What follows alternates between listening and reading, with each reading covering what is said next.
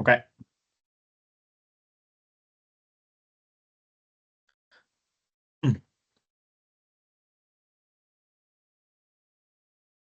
Morning, everybody. Sorry for the short delay just now.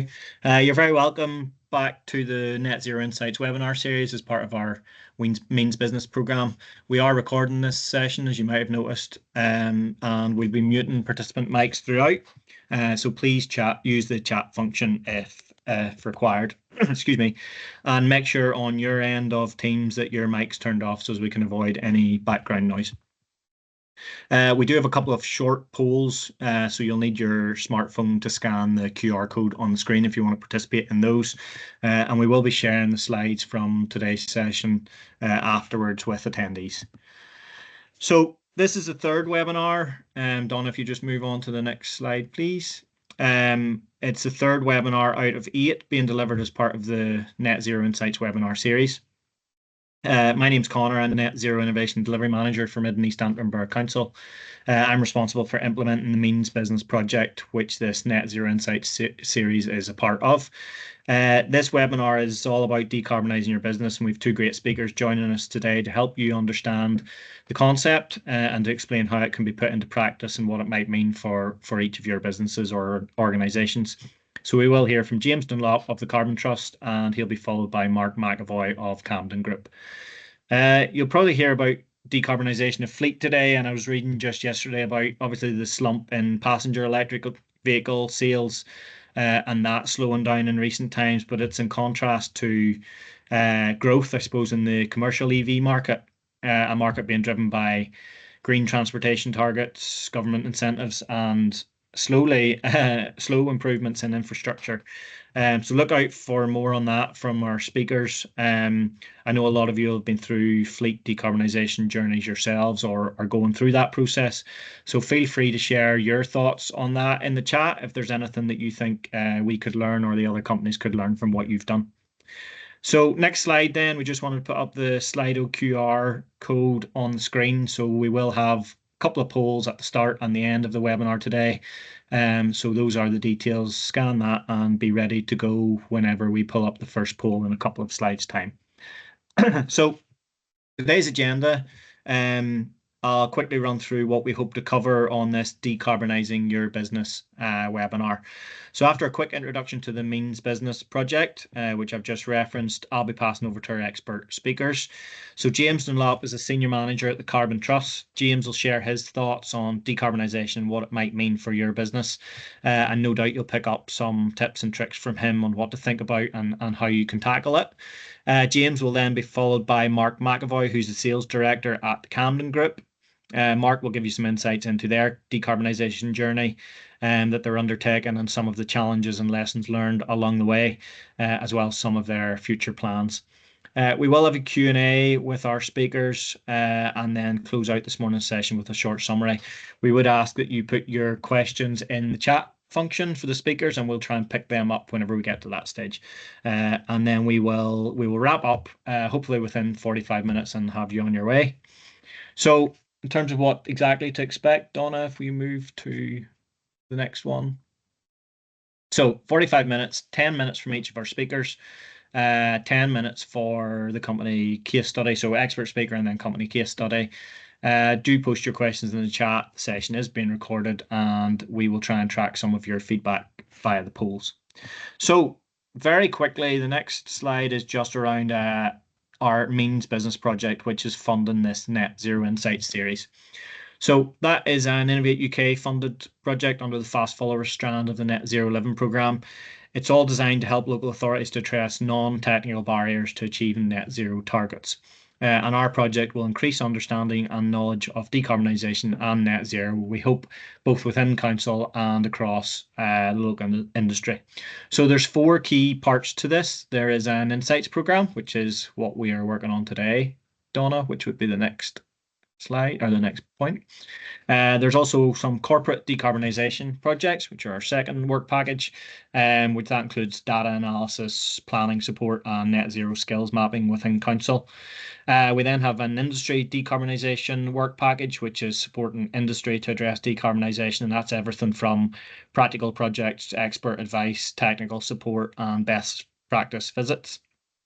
And then finally, we have a Future Ready programme, which underpins all of this and uses support from Innovate UK to help us broaden our reach and increase the impact of the project. So very quickly, the first poll, which we'd like you to take part in, you should have had the QR code on the screen. If not, it's on the left-hand side again. Very simply, what are the biggest challenges your business or organisation faces in reducing your own carbon footprint or reaching net zero? If you scan the QR code, you should be able to go ahead and answer that first question, and we'll give that a minute to run. I think we should see the results live on the screen. So as people start to respond, yeah, we're seeing that. And this just helps us track the feedback and the input of attendees across all 8 of our webinars. We've held 2 of these so far.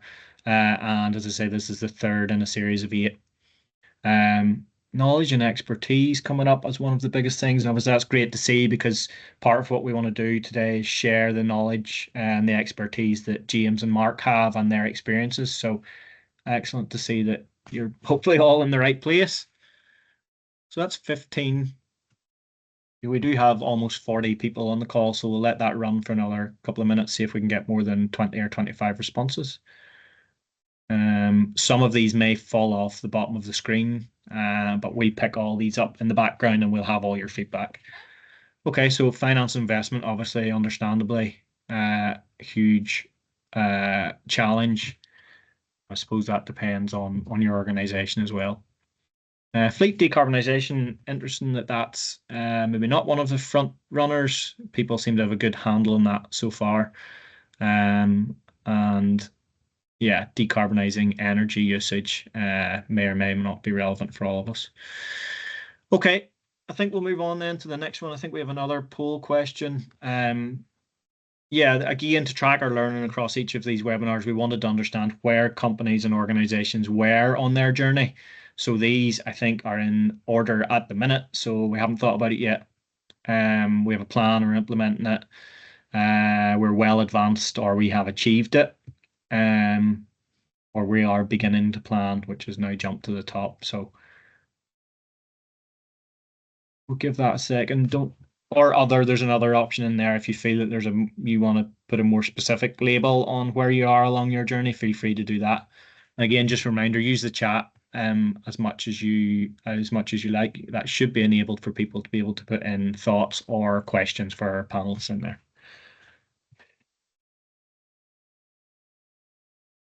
Okay, we'll let that go for another minute or so, and again try and get more than 20 before we move on to our first speaker.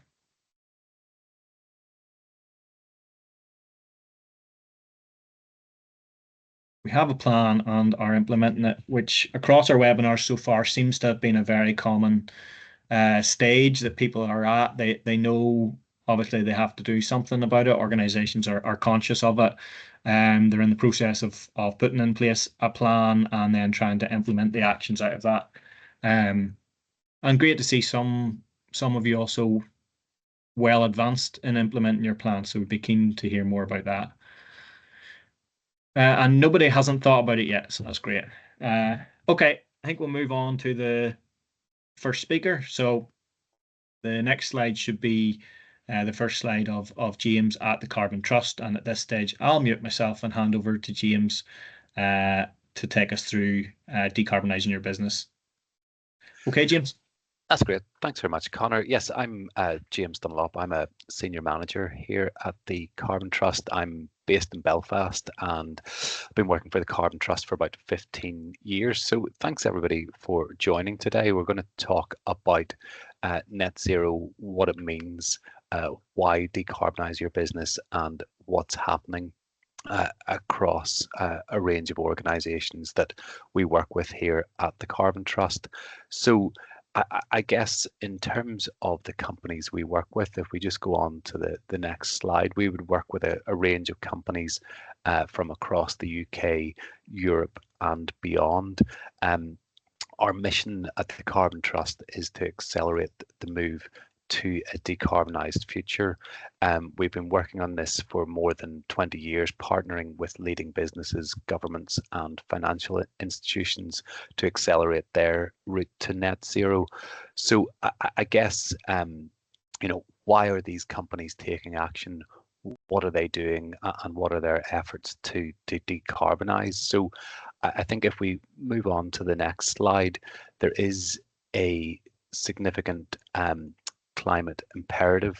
So there's an imbalance between the amount of emissions that are being released into the atmosphere and those that are being removed. That's leading to excessive greenhouse gas concentrations and is creating significant heating. So I think there's obviously a lot of talk about this in the mainstream media, and the need to align with 1.5 degrees is important. There is a significant difference between what happens at 1.5 degrees and what happens at 2 degrees. So a 1.5 degree world is one that's much more economically stable, less susceptible to flood and extreme weather risks, less exposed to extreme heat.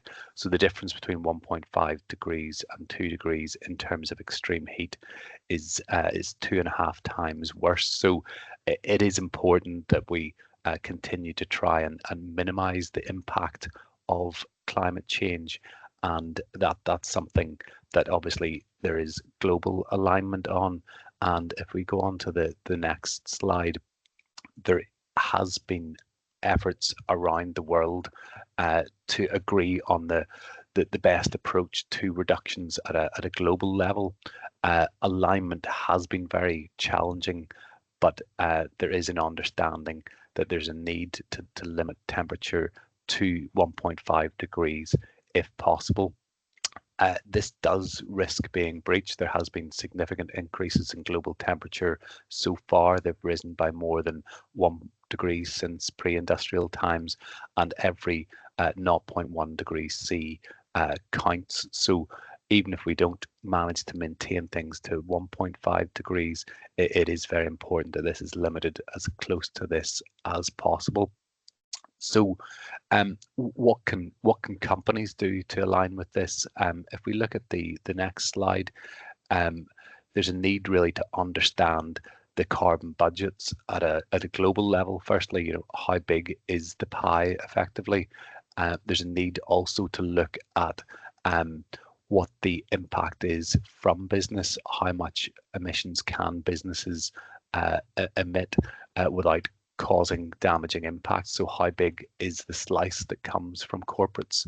And then also, at an individual company level, how big is your footprint? Are you having too big an impact? Does that need to be reduced? So there are a range of different methodologies that take slightly different approaches to these steps, but the global leading companies have mostly aligned with the Science-Based Target Initiative. And if we go on to the next slide, the SBTI is really the world's leading body on this. It's a collaboration between CDP, the United Nations, and the Worldwide Fund for Nature, with a global team of people working on what the targets requirements are. So it is quite a complicated picture. I'll not go into a lot of detail on this slide, but feel free to ask any questions at the end.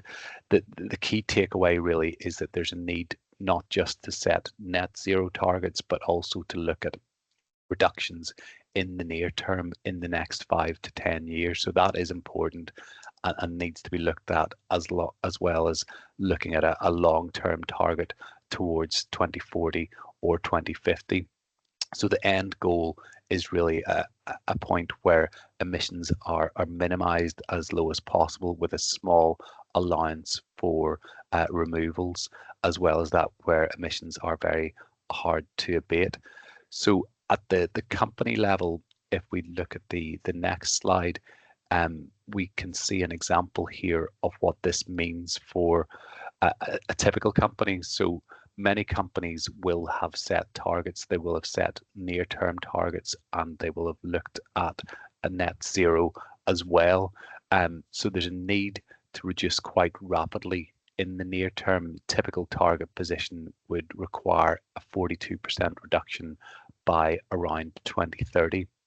That means that companies are trying to reduce by around 5% year on year.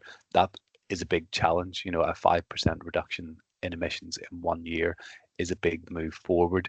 And there's a need for the companies that have set these targets to do this every year between now and around 2030. The pathway then beyond that to net zero is slightly less steep. Still requires further reductions and a significant reduction at the end date to around 90% a reduction at a minimum, with that allowance for removals beyond that. So there's a lot of detail from the SBTI in terms of what reductions are required, how they differ by sector, but this would be fairly typical for companies that are aligning with targets, and just shows that the rate of change that they need to go through to make these reductions. So if we look then at the next slide, the nuts and bolts of establishing, you know, what needs to be reduced, what is having the biggest impact, is really established through the carbon footprint. So companies aren't just looking at their scope 1 and 2 emissions, the scope 1 relating to fuels burnt directly on site like oil and gas, the scope 2 relating primarily to electricity purchase, but they're also looking then beyond that to their full value chain, their full impact across upstream activities and downstream activities. So a company like Tesco's or other supermarkets will be purchasing significant volumes of goods. They'll have an upstream activity, and the impact there will be from the production of those goods by their suppliers. So they'll be examining that in detail. Other companies will also be looking at the significant downstream activities they might have. People selling conventional cars will have massive impacts from the use of sold products, and there's a wide range of considerations across the overall footprint. So if we look then at the next slide, what we can see here is that the scope 3 impact is a very large part of the picture for most organizations. So it's typically 70 to 90% of the overall value chain. So that means that the majority of emissions are coming from scope 3, with a relatively small percentage coming from scope 1 and 2 emissions. It varies widely by sector depending on the intensity of individual sectors, but at the end of the day, one company's scope 3 emissions are somebody else's scope 1 and 2 emissions. So companies that are trying to align with targets across both scope 1 and 2 and scope 3 are working very closely with their suppliers, with their customers, and trying to understand how they can reduce the impact across all of their emissions. So I guess, what does that then mean for local companies? If we look at the next slide, the global transition is going to have an impact on everyone. Global companies are setting science-based targets. There's in and around 10,000 companies that have set these targets. They account for around $20 trillion of the global economy. In fairness, motivation to set targets does vary by company. Some are keen to lead the way and lead by example. Others feel obligated through finance requirements or because of pressure from customers or clients. But at the end of the day, as they try to decarbonise, their scope 3 is your scope 1 and 2. So if you're feeding in to bigger customers from local markets, it's quite common for them to stipulate the need for climate alignment within their targets. In contracts, carbon compliance is likely to extend beyond large companies to SMEs in the years ahead. And we're seeing legislation like CSRD in Europe starting to impact on the need for companies to set transition plans and to publish those. The UK is likely to align with that through ISSB, and there's a continuing imperative again from that climate aspect to continue to act on this. So I think it's likely to become more important over the years ahead.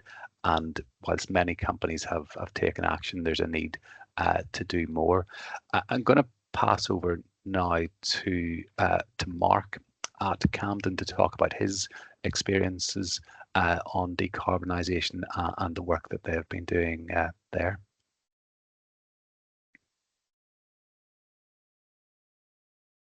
You may be on mute there, Mark.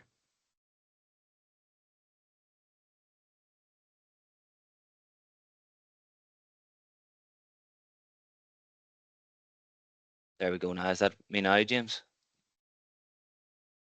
That's Hello. you, Yes. Yeah. Thanks very much, Connor and James. My name's Mark McEvoy, the Sales Director at Camden Group. And hopefully I'll share some of the experiences we've had in our decarbonisation journey. So just to give a bit of background just about Camden, we're a UPVC manufacturer based in Antrim.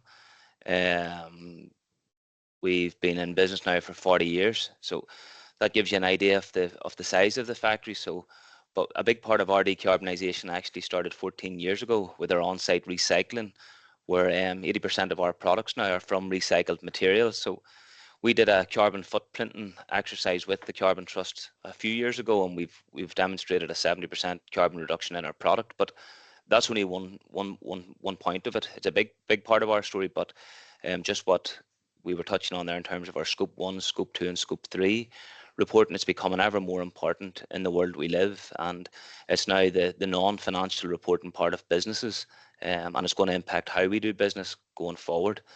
So at Camden, we can see there, look, we've 450 staff, so it's important for us to get this right because it protects jobs. And over the years, we've invested over 32 million in our on-site recycling. So a big part of that decarbonisation journey, but still a lot more to do, which I'm going to go into now for you. So for us, whenever we started to look at this, a big starting point of it is that we've good people in Camden already, and I think Martin Wilson's on the call today, and he's a big part of it. So a lot of it's about having data and having a baseline. So things that we look at in terms of our on-site extrusion, our frames and windows. People talk about cars and EV and stuff, which we'll go into, but the very first point of us, as we'll see on the next slide, is that it's our baseline. If you don't have a baseline, you have nothing to measure against. So what we did there was we did all of the normal things that companies do in terms of their ISO 9001, their 14001, their quality standards and energy standards. But this reporting on decarbonisation is now coming in more importance as all of these standards that we used to hold as a company. But to do that, we had to engage with processes and people that could give us that baseline. And we engaged with, there's lots of providers, but we engaged with Sustain IQ to give us a baseline of where we were. But one of the things, due to our company and size as well, we also have to do our ESOS reporting, which is our energy saving opportunities, and that drives a lot of the initiatives that we're doing. So I think if we can go on to the next slide, we'll see. So yeah, it's about getting started. So for any companies out there to try and get started, the net zero journey, I always say, like, it's a government-led initiative, and there's people like the Carbon Trust where there's lots of great information to get. You can get carbon reduction templates on the internet. I think it's the PPN 0621 on the government website. But to get started, as we said there, the government has committed to reducing emissions by 78% as one of the stats by 2035.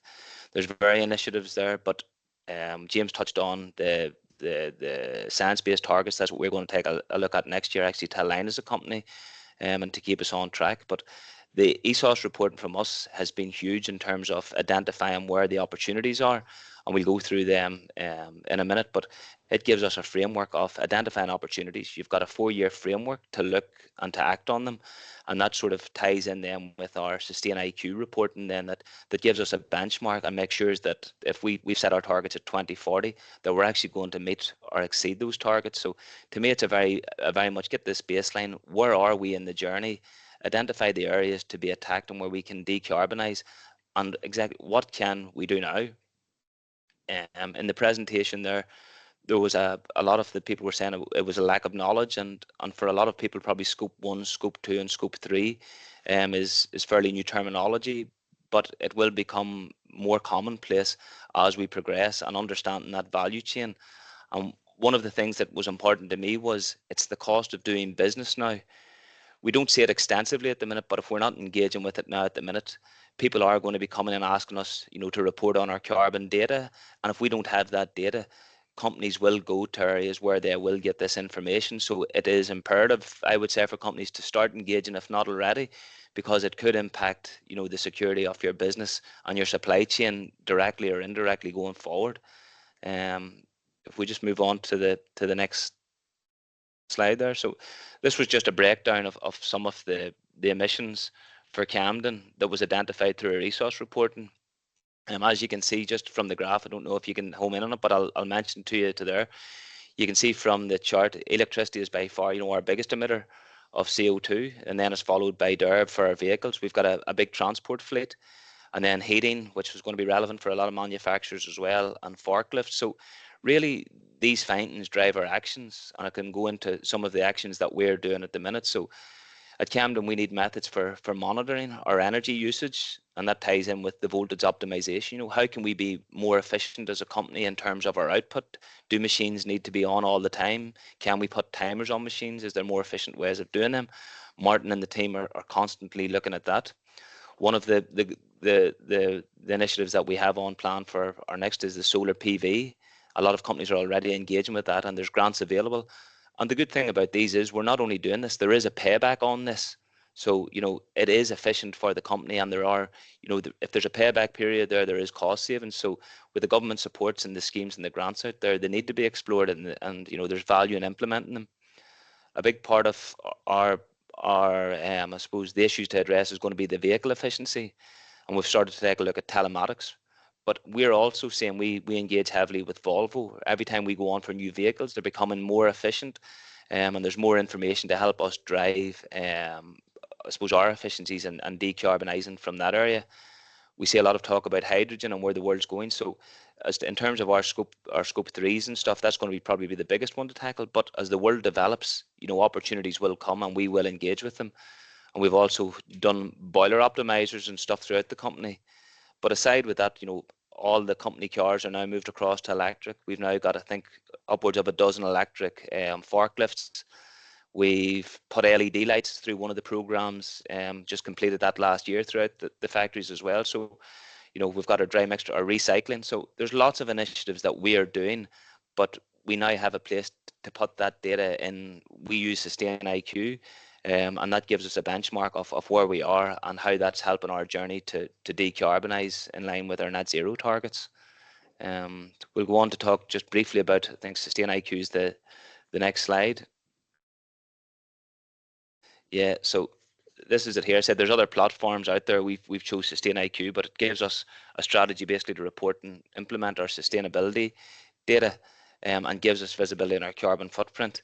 There's 4 different pillars in Sustain IQ, but we've chosen to go with a 2-pillar approach to start off with, and that's around responsible procurement and also our environmental management. And we're very much in our first year of this program, but we're very much focused on our scope 1 emissions, and that's our direct input. As we go into 25, we're going to start tackling more our scope 2 and scope 3 emissions. With that, I think we can just move on to a final slide there. Through the Sustain IQ, look, we get instant data now going forward as well. So it'll give us our baseline emissions where we've tracked from originally back in 2019. This was just a slide showing there, like from 2022, you can see the reduction. The more information we're putting into Sustain IQ, it's given us, it's more relevant data, more information to track, and more to build on. So you can see there, we've rolled out our EV vehicles already, we've done our LEDs, and year on year you can see those carbon reductions. But I suppose from today's webinar, what I would like to get across from it's that data. It was that starting point for us as a company, and having visibility of that was the daunting thing. And through Martin and his team and our ESOS reporting on our Sustain IQ, it gives us I suppose it gives us a starting point, but it gives us a benchmark as a company where we need to go. And then it's like eating the elephant in small chunks. You can attack the areas where you can have most impact. And I suppose that's our story. It's an ongoing journey, but I say it's like a pension. The earlier you start, the less work and worry you have to do down the line.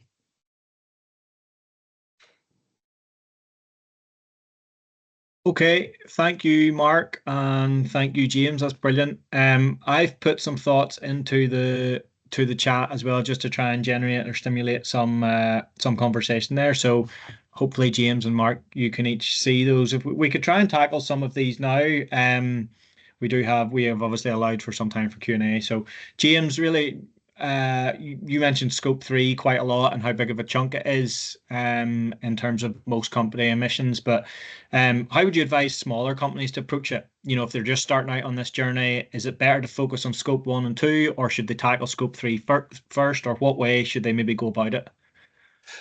Thanks, Connor. Yeah, and I think that's a good question. So I think if people are just at the initial stages of their journey, I think the focus then would be on scope 1 and 2. I guess the scopes are ordered for a reason in terms of the level of influence you have over them. So, scope 1 and 2, you have a lot more control over. They relate to the fuels you're using and you're purchasing. So definitely worth picking up on those first, understanding what you can do to firstly measure them, understand the impact that's there on a carbon perspective, and then look to see how you can reduce them. And as Mark laid out there, there are good financial returns on a lot of the decarbonisation efforts. So looking at energy efficiency, looking at renewables, looking at reducing those impacts, definitely a good starting point. And then work from there out to understand more about what scope 3 is, maybe make an initial assessment and build your knowledge and understanding on that front. Okay, excellent. Thank you. Mark, a couple of quick ones there for you. The first one about how often are you seeing emissions reporting and sharing or highlighting your decarbonisation plans, those things playing a part in tender exercise, securing contracts or that process? And then secondly, from Gillian, she wanted to know whose responsibility for implementing the actions and recording the data within Camden. So 2 questions there for you. Yeah, well, look, to be honest, a lot of the requests are now starting to come from tier 1 contractors that are doing, big government contracts. So we would do a bit of work in the modular sector. So they're involved with hospitals, schools and stuff. And to be honest, a lot of those larger companies have advanced a lot in the last 12 months. 12 months ago, they were really under pressure to get up and running because they were starting to see, as part of their tender applications, there was more and more weight aligned to what their sustainability measures were. And you're seeing a lot more of these tier 1 companies now having sustainability directors. And, that's the importance it's getting. When you go down into the middle tier, not so much. People are very much still feeling their way. But I keep saying the important thing is here, these tier 1 contractors are outsourcing so much of their work, and they're going to need the data from the companies supplying them. And if they don't have those companies able to supply the information, it impacts their opportunity to win tenders, Connor. So yeah, definitely the tier 1 contractors, it's becoming commonplace now. And they're now starting to ask, what are you doing in terms of your ESG strategy and sustainability? Because yeah, the decarbonisation is a big part of that, but the whole ESG is becoming more and more important. Internally at Camden, I suppose sometimes it's seeing where this best aligns. When companies are seeing the importance of this, they're actually setting up sustainability committees, and a lot of graduates coming through that are more au fait with this, and the next generation are being brought into companies. But I'm seeing a lot of it fall within health and safety. That just seems to be where it's fallen at times as well, when it's not necessarily specific. We were very lucky that Martin, that leads up our health and safety, has a lot of experience across the board, and he was able to run with a lot of these things, and he's brought his own team in around this. So I suppose the first thing is who in the business has got awareness of it and who's got an appetite. But I would say that there's a lot of graduates and a lot of people coming out with this in mind, and it's trying to build the team on the size or scale of your business. But the good thing for us was there's a lot of workshops out there like you're running yourself, Connor. We got a lot of information through council initiatives and stuff as well that really held our hand getting up and running too. Yep, and that leads us on to Karen's question about funding available out there for SMEs to support. We do have a slide on that at the end within our own Mid and East Antrim Borough Council area to support companies with that. Many of you will be aware of the Industrial Decarbonising Northern Ireland project that's running. What about yourselves, maybe Mark, in particular? Have you accessed funding to help you with this process, or have you kind of done this off your own back? I suppose then in times gone by, then just due to our size, then we fell outside the remit of some of the likes of the Invest NI funding and stuff. But we always got the guidance, which is nearly important anyway. But no, we've run a lot of this off our own back in terms of setting up I suppose the recycling and stuff. That was part of our core business. But we're finding more and more that it's the knowledge transfer out there that's important to us as well, as James touched on as well. Looking at a lot of these optimizations in terms of voltage and stuff, like there is cost efficiency there as well then to be brought into it. So whether you might not get the direct funding, if you can get the knowledge and implement that in, there's a win-win there as well. So okay, I think we're almost out of time for questions. Maybe if we could pick up very quickly, Mark, on one final one. John McKenna's asked about specifically separating materials and as part of the recycling you do. And Donna and I were up with you in Antrim a couple of weeks ago and saw some of that process in place. So very quickly, 30 seconds for John, if you could, on that one. yeah, well, look, we take back post-consumer waste UPVC, not the glass, and we recycle up to 160 ton every week. So that's been a huge part of our story there, and it's a huge part of the decarbonisation, and it's what I believe Camden is about, and why it's so important to the world right now, getting that out there. So a huge operation. I'd gladly show anyone around it as well to see the story, and anything that we can share that helps people on their journey. Look, the offer's out there. So if he wants to pick up with me outside of this, I'd gladly give more information on it. But and welcome a visit as well. Yep, that's great. And as I say, we were lucky enough to go up there, and the process, Mark, of going from the frames that are loaded up into the materials and then into the windows is fascinating to see, and a hugely impressive operation up there. Okay, moving on very quickly to the polls. So just kind of to try and track some of your thoughts. How has your knowledge and understanding of decarbonisation increased during this webinar, or has your knowledge increased? Very simply, yes or no. We will give kind of 30 seconds for each of these because we're running out of time and there's a couple of final things we want to share with you. So we would hope that kind of be a positive response to this in terms of hearing what James and Mark had to say and increasing knowledge and understanding, which is what this project's all around. Okay, Donna, if we move to the next one, I think there's two more very quick ones, if you don't mind. So would you be likely to implement any of the ideas, the decarbonisation approaches discussed today in your own businesses or organisations? How much of this is transferable? How much of it is something that would be relevant for your own companies? Unsure. So either likely or unsure so far. And unsure is probably just a result of either, I assume not relevant in terms of the sector or the organisation that you're in, or maybe just needing more information on how some of these initiatives are implemented. Okay, so 71% likely, again, 14 or 15 responses there, which is good. Give that another 10 seconds. Sorry, I know this is quick fire, but we did promise 45 minutes and want to try and stick to that if we can. Okay, 17 responses now. Donna, if we move to the final question, then we'll give a few moments to answer that. So your most significant barriers, so similar to the very first question we asked, but what are your most significant barriers to decarbonising within your organisation?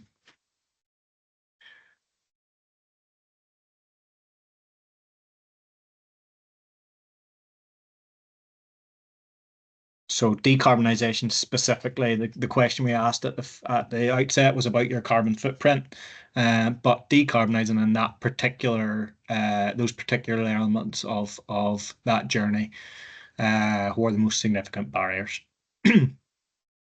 Okay, again, almost 16 responses. We'll give another couple of seconds. Budget or investment always comes out very strong in this, and Yeah, quite often, actually, in the previous webinars, it's followed closely by a lack of expertise, knowledge, awareness, understanding, which is obviously something that we're trying to help with. So hopefully the webinar has helped with that today. If we move on then, a couple of final slides to get you out of here at 11:45. Karen mentioned in the chat about opportunity. So there's one we wanted to bring to your attention, which is only just launched this week. So it is a Mid and East Antrim Borough Council initiative called Green to Grow.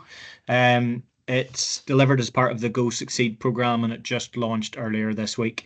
It's open to all businesses, but just within the Mid and East Antrim area, so only for those businesses located in MEA. And you must have a premises and staff to be able to avail of this. So it's delivered in partnership with Climate Essentials. It's all about helping businesses to simplify their carbon management practices. 12 businesses will have an opportunity to access tailored advice, free energy and sustainability audit, and a carbon footprint analysis and reduction plan. So hopefully addressing some of those, those queries around awareness, understanding, knowledge, expertise, and helping businesses to get off on the right foot in terms of their decarbonisation plans. We will put the link to the application in the chat. And the deadline for that is the 13th of December. I know Laura's on the call. Hopefully I haven't missed anything, Laura. I know you'd done some social media posts about that project, and people should be able to pick those up on council's social media channels as well. But we will put the link to the application in the chat as well. So final slide then is just a nod to what we have coming next. So this Insight series, as I mentioned, is 8 events. We had 2 on the 2nd of October around energy efficiency. We've had this one today around decarbonising your business. Our next one is on Thursday, the 23rd of January. And the theme or the title for that one is Sustainable Practices to Attract New Customers. And we then have 4 further webinars. You can see the titles on the screen. We will have the same format. We'll have an expert speaker, and we'll have a company case study on each of those remaining webinars between now and the middle of June. So just to round out the session, and we can follow up on any of the conversations in the chat or any of those comments. We can follow up on those that we didn't get a chance to get to after. We'll be circulating dates and registration information in due course on the remaining webinars, so please do keep an eye on those.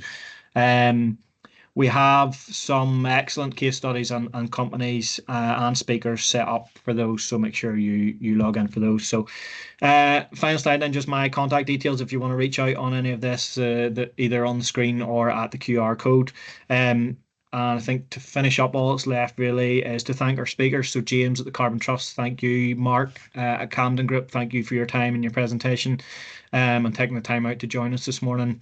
Thank you to Donna for all your work in the background, and we'll see you for Sustainable Practices to Attract New Customers on the 23rd of January. And I see Laura's just put the link in the chat.